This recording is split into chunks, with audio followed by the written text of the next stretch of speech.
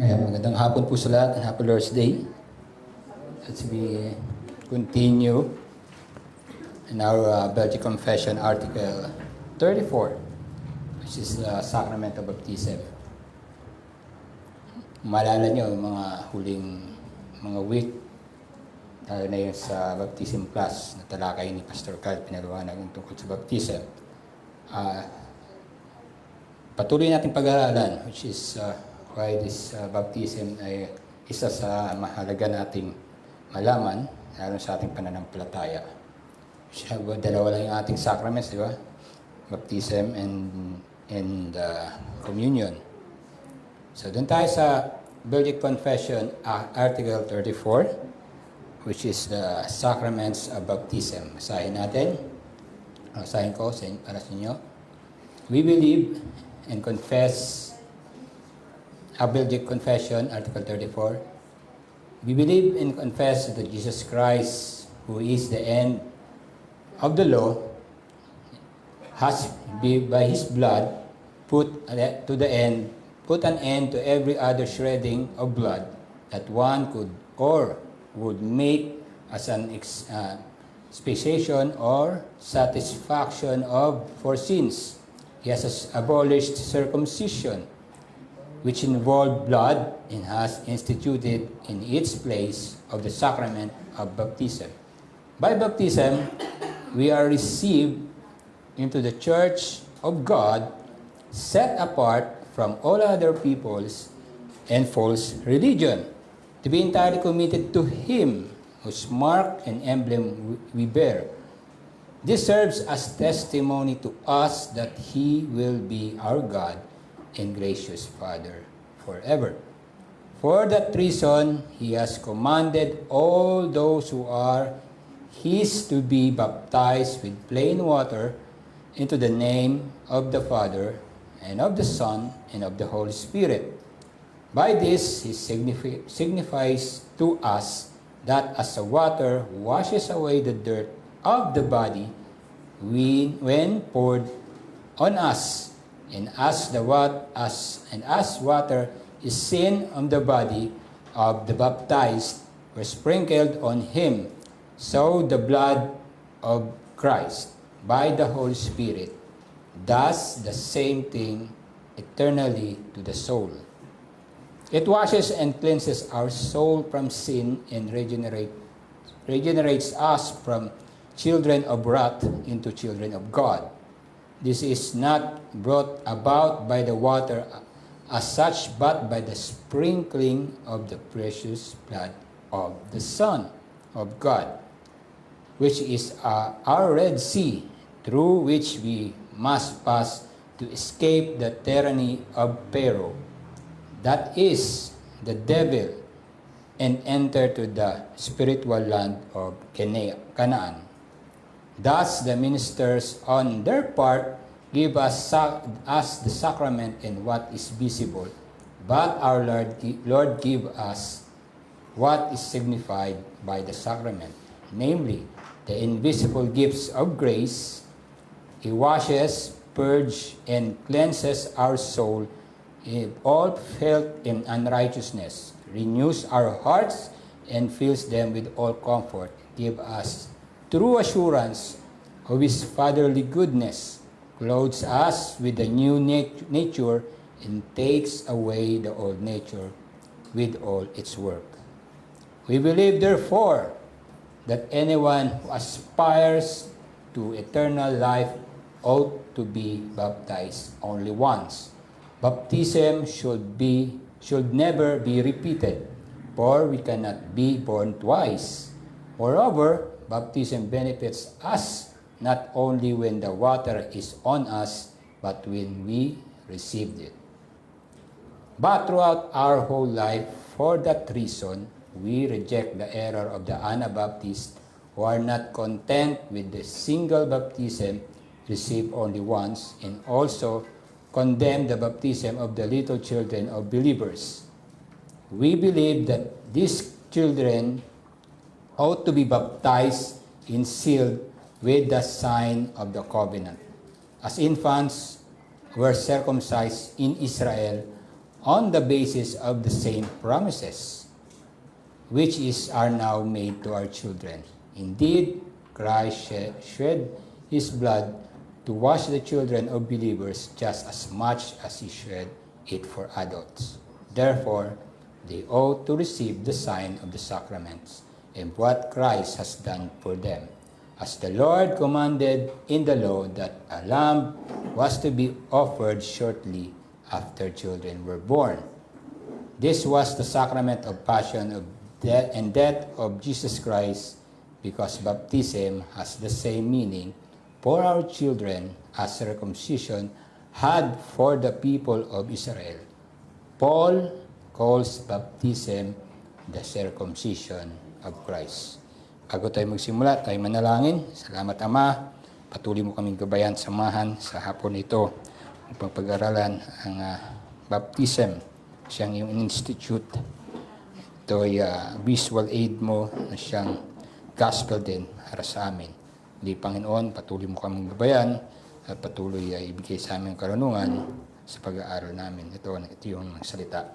Ito ang dalangin sa ngalan ni Jesus. Amen. Amen. Haba, no? Maraming paliwanag kasi ito eh. And actually, this is one hard part na gagawin mo talaga. Pero, praise God, may mga teaching na hindi mo na kailangang mag-invento.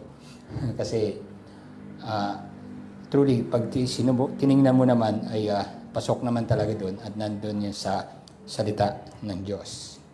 So, ano yung unang pag-aaralan, pag-usapan ay yung baptism replaces circumcision. Alala natin, Old Testament time, nung tinawag ng Diyos si Abraham, lumapit siya at pinangakuan o covenant, ang isa sa inutos sa kanya ay magpatuloy siya bilang isang patunay ng kanilang kasunduan. Somehow that kung sa panahon natin, pag mayroon tayong sinusulatang dokumento, nag-agree tayo sa dokumento yon, pipirmahan natin yon para sinasabi na ito may pinag-usapan tayo para may katibayan. Sa panahon ng Old Testament, matindi yung kanilang usapan at yung katibayan ay hindi maalis sa kanila kasi sa araw-araw nilang pamumuhay nakikita nila yung usapan nila, maaalala nila. So, ganito ang nangyari. No? Baptism replaces circumcision. Bakit ngayon ay hindi na ginagawa ang circumcision? Sa ating circumcision, sa mga Pilipino context natin ng panahon, ito yung pagtawid o mula sa pagiging bata to manhood, pagiging lalaki. Iba naman ay para sinasabi nila pang-asar lalo sa mga bata. No? Para tumangkad ka. Kailangan patuloy ka na para tumangkad ka. So, nangyayari naman, puberty, ganun talaga. Automatic yan sa katawan ng bata. Sabi nila, lahat na yon may mga stigma pa nga na pang-asar na hindi yan tuli, di ganyan. Somehow, may mga ganun silang ginagamit. For this, sa atin bilang sa biblical, ang seryoso yung sinasabing baptism kasi pinapatungkulan. In Article 25, sabi nga kung bakit napalitan yung circumcision ng baptism. Kasi si Christ, finulfill niya yung ceremonial law. So yung ceremonial law ng Old Testament is foreshadowing kung anong gagawin ni Kristo. So ano yung na-involve doon sa circumcision? The flesh will be cut off. Yung blood, ay magkakaroon ng blood. So sino ba yung kinut off sa atin as a sign of the new covenant? At sino yung nagdanak ng dugo para sa atin? Which is Christ, di ba? The Old Testament ceremonial laws foreshadowed the work of Jesus Christ on the cross. Circumcision was one of these ceremonies in symbol. Isa lang yon sa pinoshadow ni Christ ng mga ceremonies. Circumcision involved the drawing of the blood by making an incision in the flesh. Meron din silang, di ba, ceremonial yung ipapatong nila yung kamay sa hayop, kambing ata yun. At ilalagay nila yung lahat ng sin ng buong bayan, sa palalabasin nila sa bayan yung papakawalan nila yung goat. Scapegoat, which is si Christ din ang nag-symbolize ng kung saan siya pinatay, saan siya pinako si Kristo? Outside of the city of Jerusalem, outside the wall. So sila rin kasi dinala niya yung lahat ng kasalanan. So isa yan sa mga ceremonial law na pinulfilled ni Christ. And this blood, kasi yung pagtutuli ay may kasamang pagdurugo, syempre, kasi kinat mo yung skin. The blood pointing to the blood of Christ would shed on the cross as a payment of sin, for sins. Ganun din sa kanilang offering, di ba? Yung may papatayin na hayop para i-offer sa sin, tapos yung dugo, i-sprinkle yun doon sa altar. The blood of Christ will be shed on the cross as payment for sin. Now Christ has shed His blood and reconciled sinner to God. There is no more need for blood to be shed. So bakit natigil? Kasi walang din na kailangan magpadanak ng dugo para sa ating kasalanan. Kasi si Kristo na ang gumawa nun. And ultimately, siya ang gumawa nun para sa atin. So that's why pinalitan ang baptism, ang circumcision ng baptism. Although, bagamat yung mga Hudyo, pag ginagawa pa nila yan, kasi kasama sa kultura natin. Problema, hindi naman tayo mga Hudyo. Kaya yung nag-aaway si Paul sa si Peter, di ba, tungkol dyan. Na yung mga Gentiles, hindi na kailangan na gawin pa yan. Kasi meron nang gumawa nan at ang bagong covenant ay kay Kristo na hindi naman detached sa Old Testament. Kasi minsan inaalis nila wala na yung Old Testament. Hindi. Kailangan mo maintindihan, para maintindihan mo yung ginawa ni Christ, kailangan mo malaman yung nangyari ng Old Testament. Kasi hindi mo pwedeng i-detach yun Mangyayari. Parang, so bakit niya ginawa ni Christ? Hindi mo mapapaliwanag yun ng basta-basta. Babalik ka sa Old Testament kung bakit niya ginawa yan.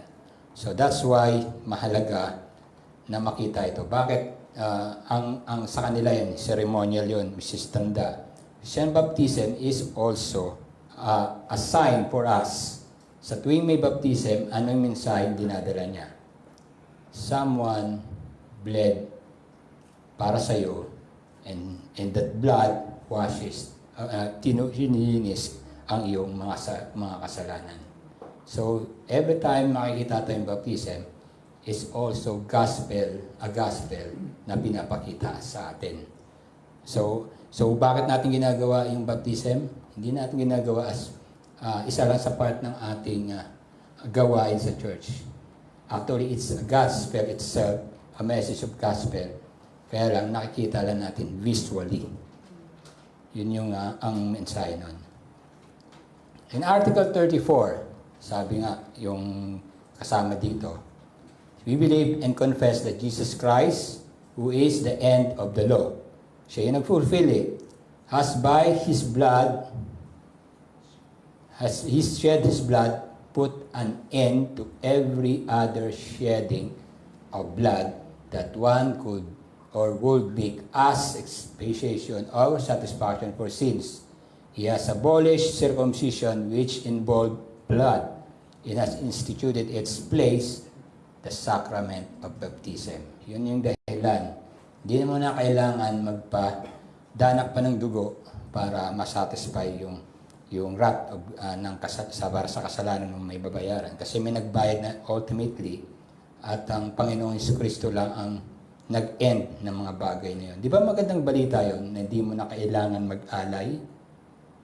Buti hindi tinanggal na yun. Isipin mo kung panahon na yun, katulad pa rin tayo, ginaya natin ng Hudyo, ang hirap na kaya gawin yan. So praise God, pinakita na sa atin na si Kristo na mismo ang naging ultimate sacrifice, which is shedding His blood is for us. So Jesus Christ replaced the sign of circumcision with the new sign, the sacrament of holy baptism. So Bakit yun yung ano yung pagkakapareho nun. Kasi sa panahon na yan, pinili ni God si Abraham to be his own people. Tayo, inangkin tayo ng Diyos as His people also. Diba, inangkin tayo ng Diyos. The same thing. Inangkin yung pinangakuan ni Yahweh si Abraham, inangkin niya si Abraham. At ang maging offspring niya, kasama niya doon sa pangako niya, sa pag-angkin. Same thing. Kung bakit ang mga tayo ay binabaptize tayo. Kasi sinasabi na binigyan ka ng pangalan Diyos, baga binigyan ka ng tatak, akin ka na. Ibig sabihin nun. So yun yung ibig sabihin nun. So, inangkin ka ng Diyos at ikaw ang magiging bayan niya at siya ang magiging Diyos mo. The Lord, Abraham, sinabi niya kay Abraham, sinabi ni Lord, that all men belong to Him must be circumcised or they will be cut off from His people. So sa Genesis 17:14 may seryoso si God pagdating sa circumcision, sa pagtatak sa kanila. Sige, Genesis chapter 17, tingnan natin.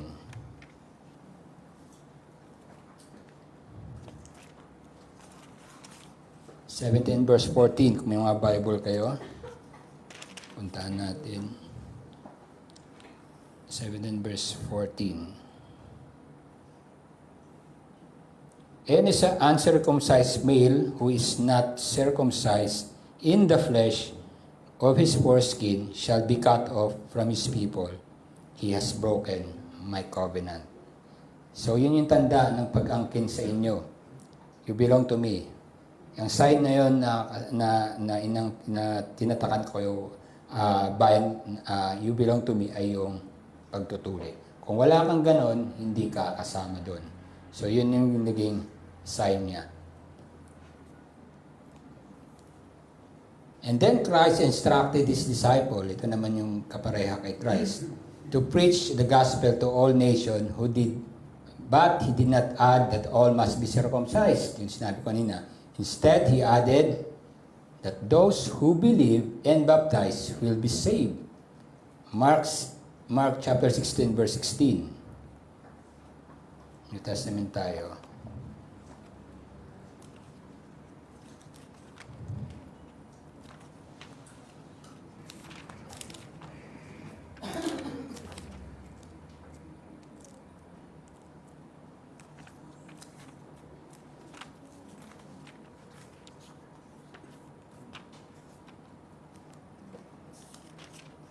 Mark 16, verse 16.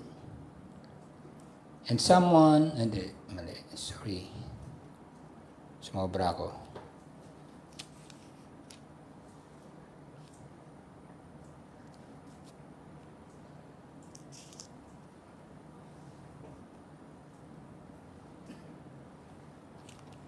Ay, sa 15 pala ako, kaya pala. Whoever believes and is baptized will be saved, but whoever does not believe will be condemned. Tandaan natin yung baptism, hindi yan nagliligtas. Yung you believe, sinabi niya, di ba? Whoever believes and is baptized will be saved. Whoever does not believe will be condemned. Yun naman sa John 3:16, di ba? Whoever believes siya hindi mamamatay, hindi magkakaroon ng buhay na walang hanggan. So yung sinabi is baptized, ibig sabihin you belong. Since na you belong to God, doon lang siya magsasave kung saan siya kabilang sa Kanya. So those who believe. It's the same thing, kung sino lang yung nagpatuli, kasi naniniwala siya na yung pangako ng covenant ng Diyos sa Kanya ay totoo sa Kanya. So, kaya siya tinulian. So, panahon na yun, itinutuli sa kanila yung 8 days yata, pang 8 days ng kapanganakan, tinutuli na yung bata. So, nakasign na sa kanila yun. Yan, tawag niyan dito sa ginawa ni Kristo. Sa Matthew chapter 28, verse 19. Sige, tingnan natin.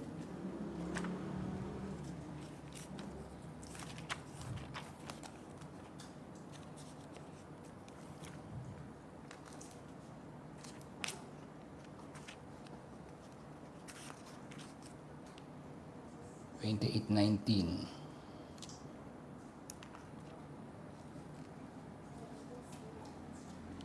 Go therefore and make disciples of all nations, baptizing them in the name of the Father, the Son, and the Holy Spirit. So, inangkin ka, tinatakan ka ng pangalan ng Diyos.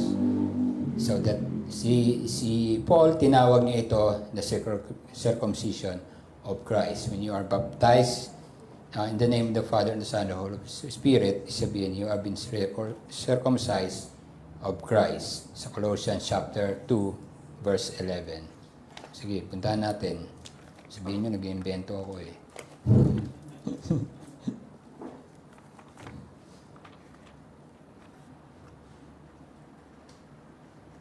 Hirap na doon nasanay ka sa phone ng Bible eh.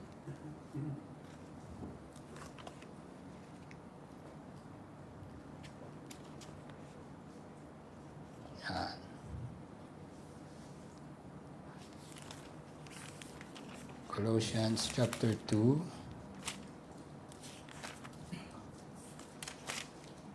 verse 11. Tama ba?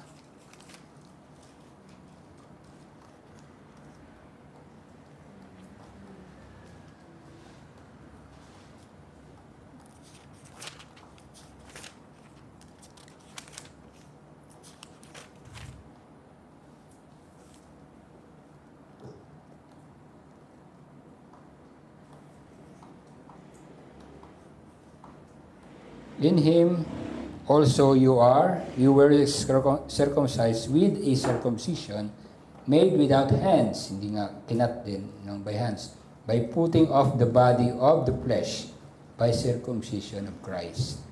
So, yun ang naging dahilan na napalitan. In the Lord's Day 27, this was done in the old covenant by circumcision, in the place of which baptism was instituted in the new covenant. Lord's Day 27. Yan ay tungkol sa baptism. So, ako tayo kung bakit ang sacrament of baptism is a sign. So, nang last week, napag-usapan natin yung sign and seal. Handa natin, ibig sabihin ng sign ay tanda o malinaw na sulat na ikaw ay may label ka, kumbaga, may sign. Diba sa kalsada may mga sign, kaya hindi ka naliligaw dahil may mga sign yung mga kalsada kung saan ka pupunta. Same thing, kailangan ng sign. Essential po to the sacrament of baptism is use of plain water. So ito yung isa sa elements ng baptism. Tandaan natin, plain water. Again, we use water to remove dirt. Kung bakit yung paano natin ginagamit ang tubig para linisin yung dumi sa ating katawan, same kung bakit yun ang ginamit na simbolo. So malinaw yung na kung bakit water, bakit hindi ibang elemento, bakit tubig. So ito yung pangkaraniwan natin ginagamit para linisin natin yung dumi sa ating katawan. So it is an illustration now of what Christ's blood does for sinner. The Lord has given us the sacrament depicting washing. So same thing sa blood of Christ, winash tayo. At the same thing kung bakit may baptism, which is the sign of washing. Lord's Days 26, question and answer 69. Basahin natin. Question: how does the Holy Baptism remind and assure you that Christ's one sacrifice on cross benefits you personally? Answer: in this way, Christ instituted it outward washing, and with it promised that as surely as water washes away the dirt from the body, so certainly His blood in His spirit wash away my soul's impurity. That is all my sin. So tandaan natin, is a sign. Ang sign ay parang picture na pinapakita kung ano ang ginawa ni Kristo sa atin. So maliban doon sa binabanggit nating salita, parang may picture. Kumbaga yung mga nagpe-presentation, nagsasalita sila, tapos may presentation silang pinapakita para maintindihan mo lalo yung sinasabi nung nagsasalita. Same thing kung bakit siya naging sign. The doctrine of holy baptism is summarized as follows. Sinamarize yung doctrine of holy baptism as sign. First, we and our children are conceived and born in sin. Tama ba? We are conceived and born in sin. Since Adam and Eve ay nagkasala, yung sumunod sa kanila, yung pinanganak nila, conceived na in sin. And are not therefore by nature, tawag sa atin dati, children of wrath. So that we cannot enter the kingdom of God unless we are born again. This is what the immersion of or sprinkling with water teaches us. So yun yung di ba yung bang pagbaptize is immersion, iba is sprinkling. Papaliwanag natin ng konti yan mamaya. So same sinabi ko sa inyo, ang sign ay para akong nagsasalita yung presenter at meron pa siyang may pinapakita siyang video to present, may presentation siya to support kung anong pinagsasabi niya para maintindihan. So same thing. Signifies the impurity of soul so that we may detest ourselves, humble ourselves before God, and seek our cleansing and salvation outside of ourselves. So yun, hindi natin kayang linisin. Bagamat nakikita natin kaya na linisin yung pang-outside nating dumi, pamagitan ng tubig. So yung itong cleansing is not only outside but the soul itself inside. And second, baptism signified and sealed to us the washing away of our sin through Jesus Christ. We're therefore baptized in the name of the Father and the Son and the Holy Spirit. Tandaan natin, anong tawag sa atin dati? Children of wrath. So yung sign na pinapakita ng pag-baptism, hindi ka na children of wrath. Kasi ba, ikaw ay tinatakan ka na in the name of the Father and the Son and the Holy Spirit. May nagbago. Nag-iba na yung itsura. So, yun yung ibig sabihin. So yung dalawang yun,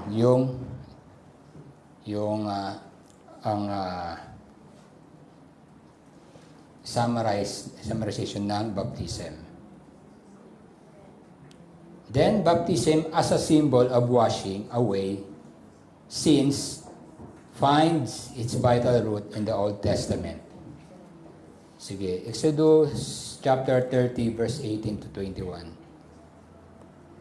Nabanggit na ba natin? Ezekiel pala yun kanina yung ating Exodus 30.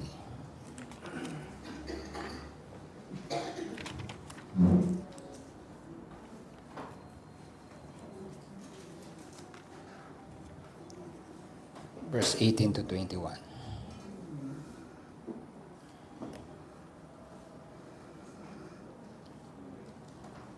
Basahin natin 17. The Lord said to Moses, "You shall also make a basin of bronze with its stand of bronze for washing. You shall put in between the tent of meeting and the altar, and you shall put water in it, with which Aaron and his son shall wash their hands and their feet when they go into the tent of meeting, or they come near the altar to minister, to burn a food of offering to the Lord. They shall wash with water so that they may not die. They shall wash their hands and their feet so that they may not die.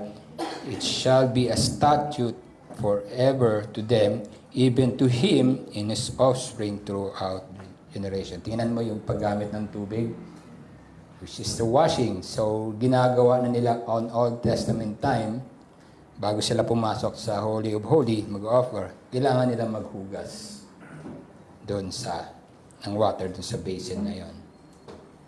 Leviticus chapter 14, verse 8 to 9.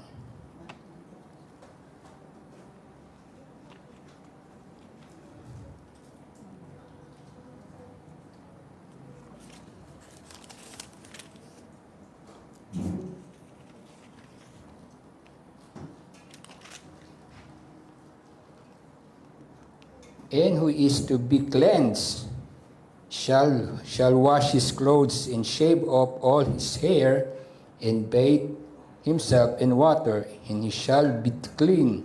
After that he may come into the camp, but live outside his tent 7 days. And on that 7th day he shall shave off all his hair from his head, his beard, and his eyebrows. He shall shave off all his hair, then he shall wash his clothes and bathe his body in water and shall be clean. So ang simbolo ng paglilinis nandun na sa Old Testament, ginagawa na nila ng panahon yun. His water is the sign na ginagamit nila o yung element na ginagamit nila sa panglinis. So sa pang-araw-araw nating buhay, di ba? Tubig naman talaga panlinis natin.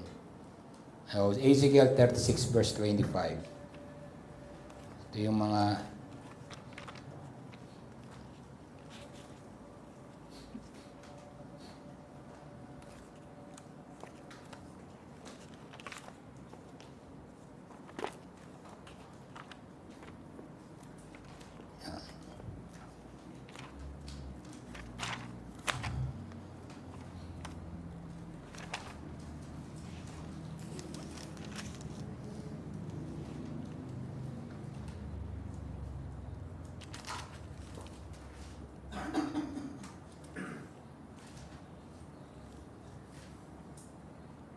I will sprinkle clean water on you. Binanggit kanina yan, no? And shall be clean from all your uncleanness, from all your idols. I will cleanse you. God Himself, or Yahweh Himself, using the water of sprinkling water to wash their sins. And John baptized all sa New Testament. Paano ginawa ni John the Baptizer yung baptism? Sa Mark chapter 1 verse 4 to 5. Isipin mo, ang cleansing ginagawa sa temple, pero si John ginawa niya sa labas. So alam niya kasi corrupted na yung temple. So makes sense. Marumi na yung temple, ba't ka doon magpapalinis? Yung sinasabi niya ni John sa kanila. Parang ganun sinasabi.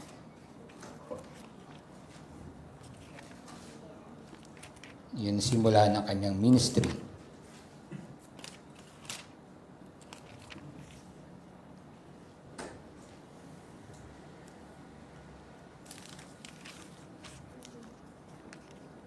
Mark chapter 1, 4 to 5. John appeared baptizing the wilderness and proclaiming the baptism of repentance for forgiveness of sins. So same thing, di ba? Yung forgiveness of sins. Jesus Christ giving commission to His disciple. Alam na natin sa Matthew chapter 29 verse 19. I'll go all the nation, baptize them in the name of the Father and the Son and the Holy Spirit. So baptism then, so pag sinabi ko kanina, baptism then is a gospel in picture. Parang nagsasalita ako ng gospel tapos may presentation. Parang ganun yun. Picture showing kung gaano kaya karami kasi kailangan ng cleansing.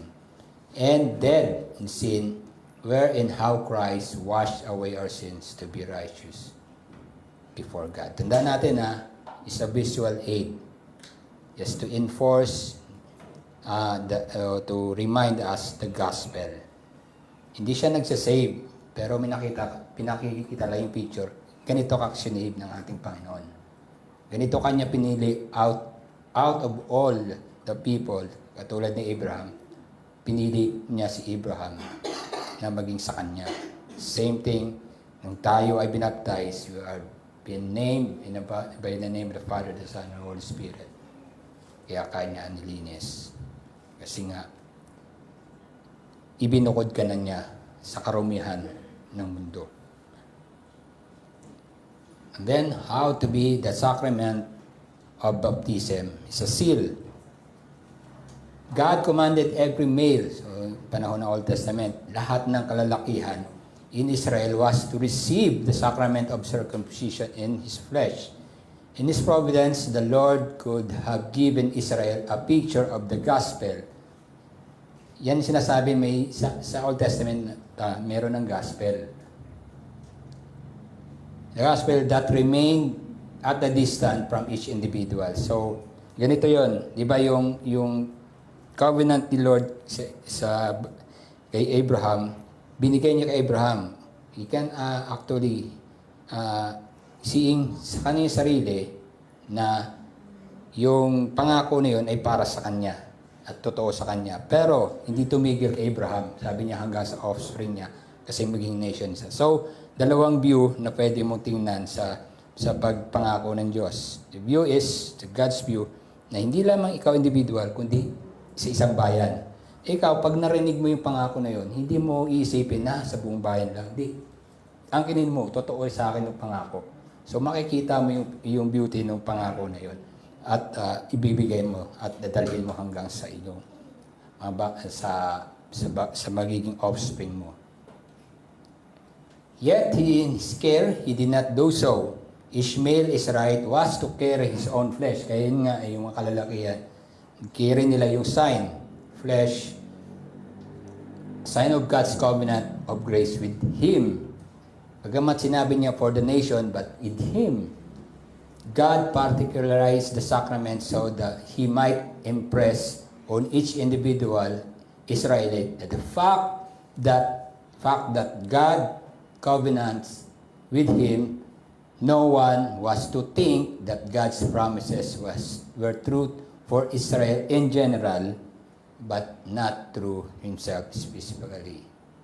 In the line of with God's personalizing of his promise in the Old Testament, Jesus Christ in the New Testament commanded that each believer be baptized individually. Same thing din sa maalala nung lalaki na dala-dala ko yung pangako, dala ko yun hanggang sa aking mga anak. Baptism also seal. Baptism is more than a sign, an illustration of the gospel. Again, like circumcision, baptism also seal by which God certifies, mitatak, that the truth signified in the sacrament is true for me. So, di ba pag isa individual yun, binibigay. So, totoo yun. At ang nakakakita, maalala nila, dinabaptize din ako. So, totoo sa akin yun. So, bakit meron tayo witness pagdating sa baptism? When God, in His providence, has particular individual receive the sign of baptism, the Lord assures that particular person that promise of the gospel is not a general truth, valid for everyone in general, and no one in particular.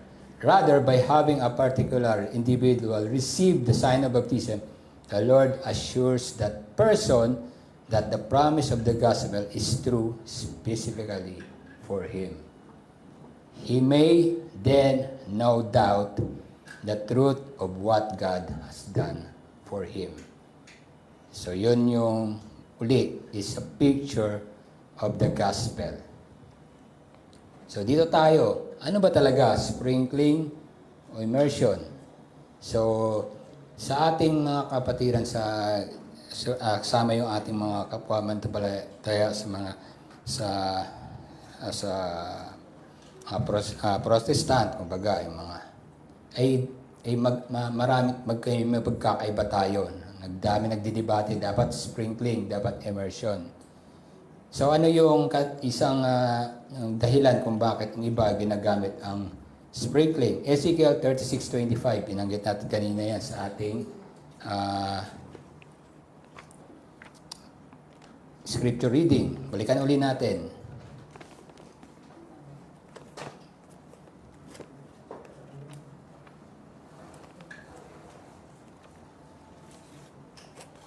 Ezekiel 36:25.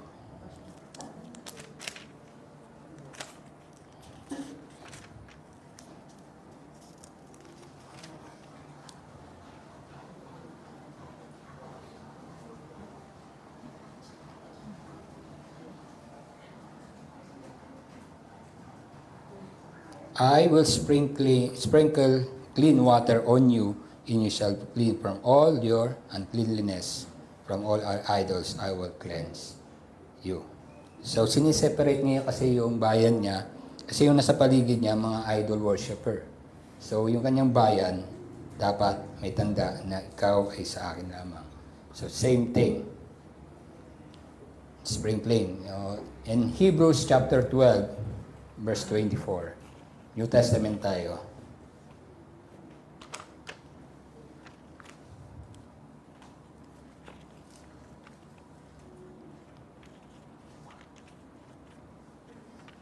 Hindi ko kabisado kung saan ang Hebrews, di ba?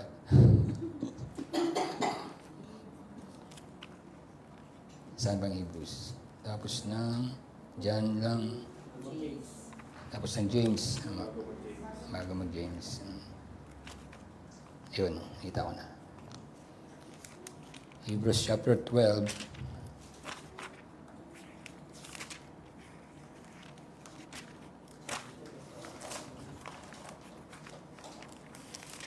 Verse 24. Ang ganda rin minsan magbasa tayo sa physical book.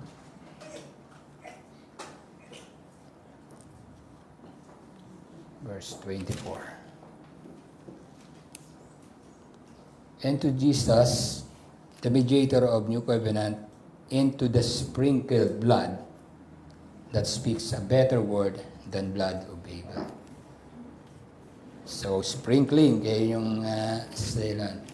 Yung immersion naman, Romans chapter 6, verse 3 to 4. Isa sa mga madalas nilang ginagamit talaga ito.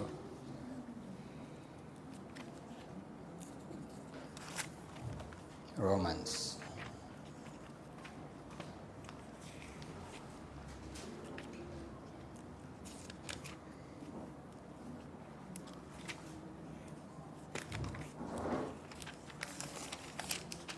Romans 6, 3 to 4. Do you not know that all of us have been baptized into Christ Jesus, were baptized into his death? Where we were buried, therefore, with him by baptism into death, in order that, just as Christ was raised from the dead by the glory of the Father, we might walk in the newness of life. So, illustration ulit. Dahil nga namatay, nakahiga, tapos babangon. So, ganun din immersion. Higa, tapos babangon. So, kadalasan ang binabaptize doon, mga adult. So, alam natin pag yun ang ginagamit nila. So, some of our kapatiran sa pananampalataya, they make this seriously, too seriously, baga naging parang dogma. So, hindi naman sinasabi ng Biblia talaga yan. One ought not to become dogmatic about whether baptism done by sprinkling or immersion, since Scripture do not specify the manner of baptism. Wala naman talaga na specify na ito lamang dapat nyung gawin para sa baptism. Ito ay dalawang practical arguments contributed the practice of sprinkling being dominant in the Reformed circle. Immersion is not practical for infants. Isipin mo, ilulubog mo yung baby. Mahirap yun, lalo na sa Europe. Ay malamig yung lugar na yun. Isipin mo, icy water yun. Ilulubog mong baby. Hindi pwede, mahirap. So, mayroong dahilan ito ang ating mga reform were their roots, no? Have historically discouraged immersion. So, hindi natin kailangan seryosohin. Either you immersion or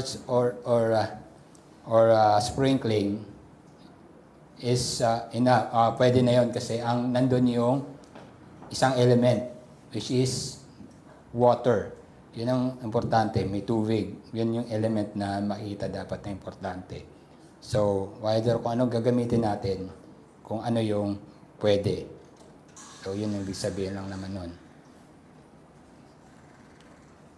So, bakit natin kinukuha yung, hindi tayo nag-immersion? Kasi nagbabaptize tayo ng baby. So, noon tayo sa sprinkling or pouring, ano man para mas sa bata.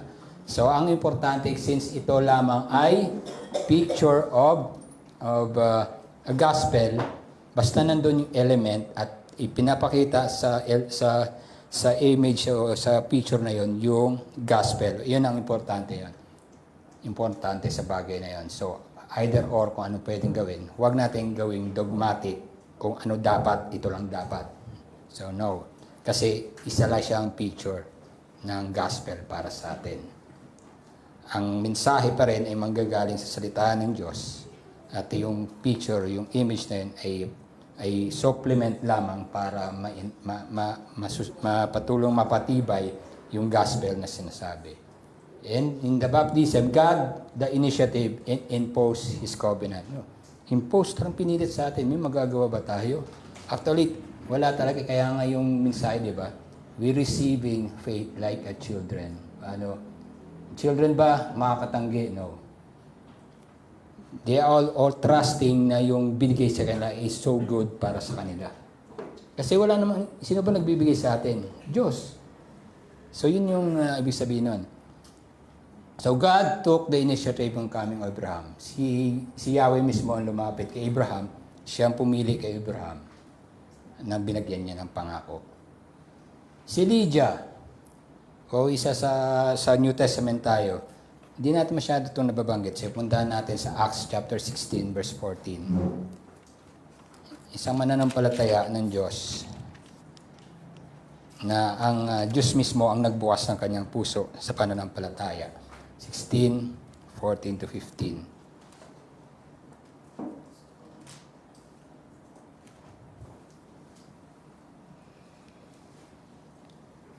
14. One who heard us was a woman named Lydia from the city of Thyatira, a seller of purple goods who was a worshiper of God. The Lord, ang ginawa ng Lord sa kanya, opened her heart to pay attention of what was said by Paul. And after she was baptized, here and her household as well, she urged us, saying, if you have judged me to be faithful to the Lord, come to my house and stay. And she prevailed upon us. So, mismo ang Diyos nag-initiate kay Lydia to believe her.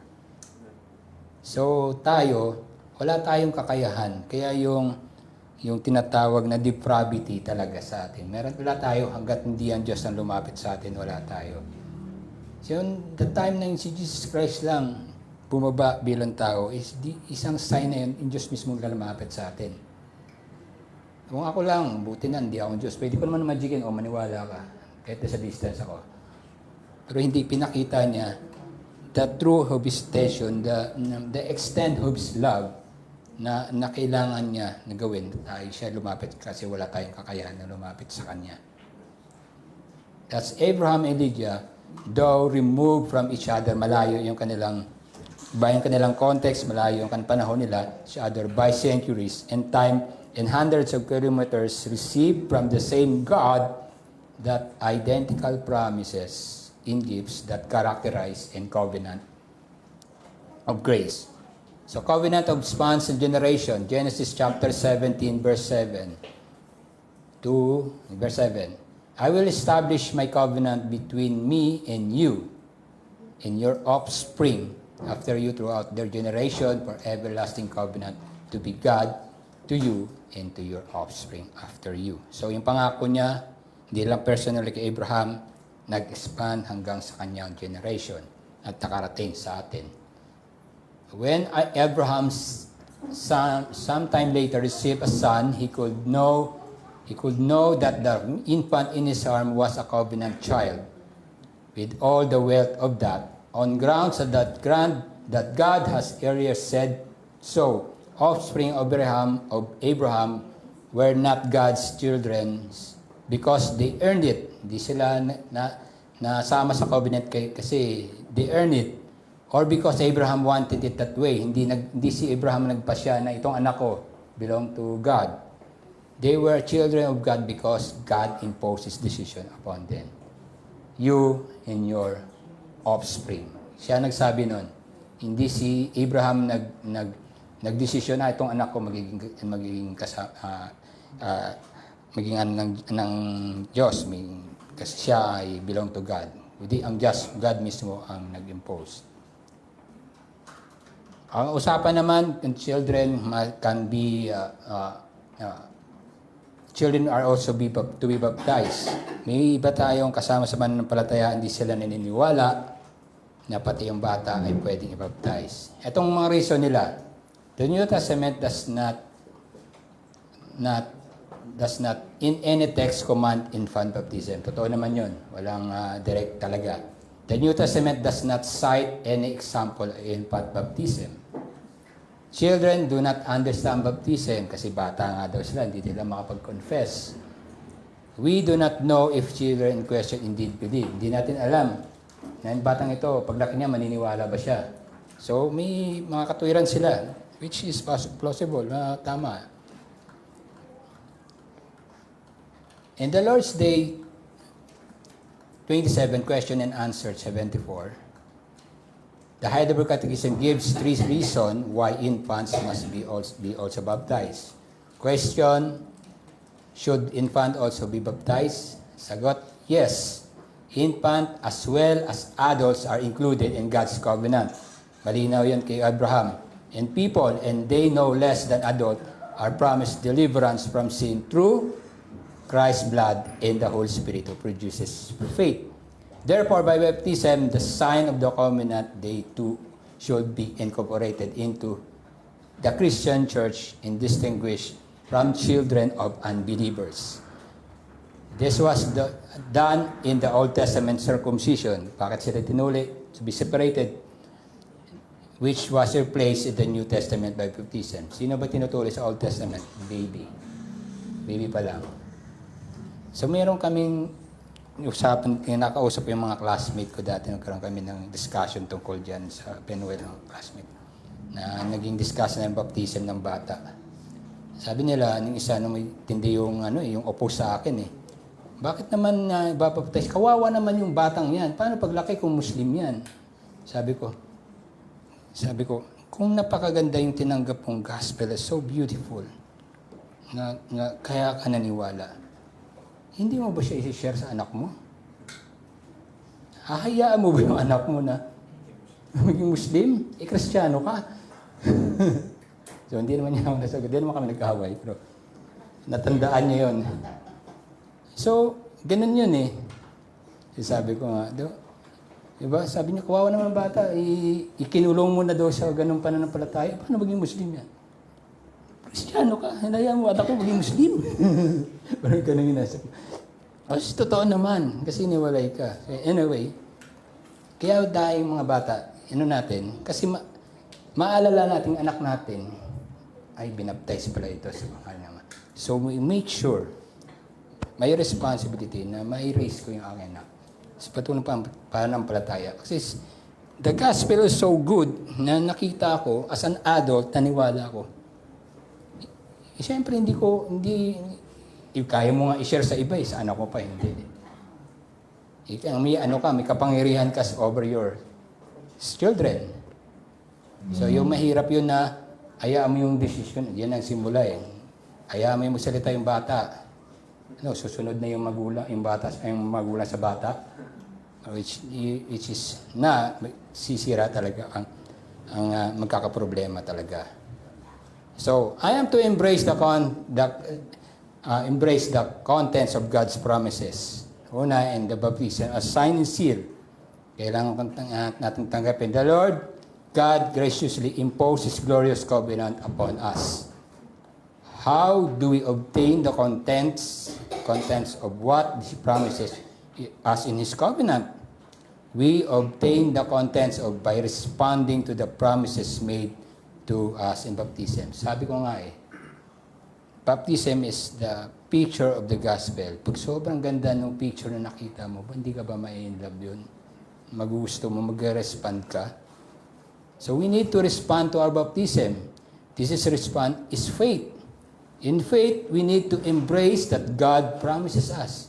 Pangit ba yung promise ng Diyos? Kaya ka naniniwala? Hindi, napakaganda. Kaya ka nga naniwala If we fail to believe those promises, we will not receive the contents of those promises. Makes sense. Hindi mo na-appreciate yung ganda ng gospel, so hindi mo talaga siya i-embrace. Somehow, meron kang ibang gusto.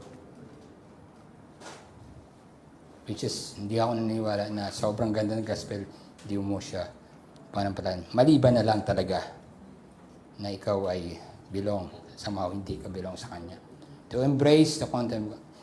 As we reflect upon signs of the day and repent of them, we respond to God's promises by remembering and believing that today's sins are washed away in the blood of Christ.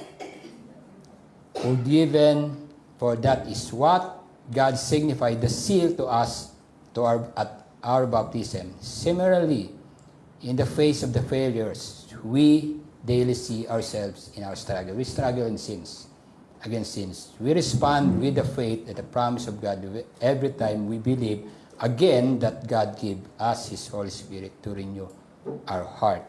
Responding to God's promises in baptism is the daily exercise giving daily benefits.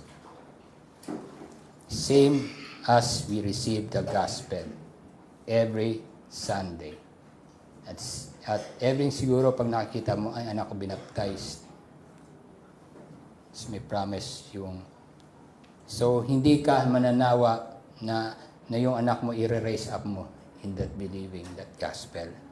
So yun ang dahilan kasi binigay niya, napakagandang pinangako sa kanya. Now repeat baptism. Hindi na siya naulit. We believe therefore that anyone who aspires to be eternal life ought to be baptized only once.